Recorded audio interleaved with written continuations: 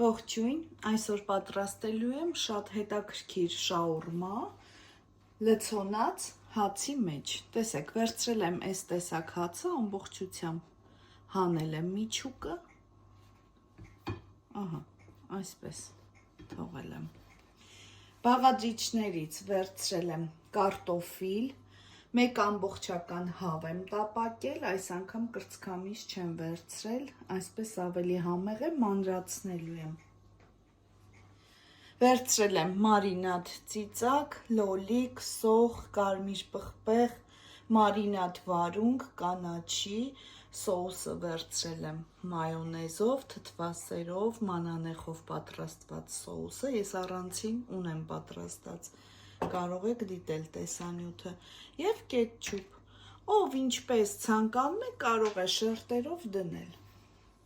վերջնական տեսքը ցույց կտամ։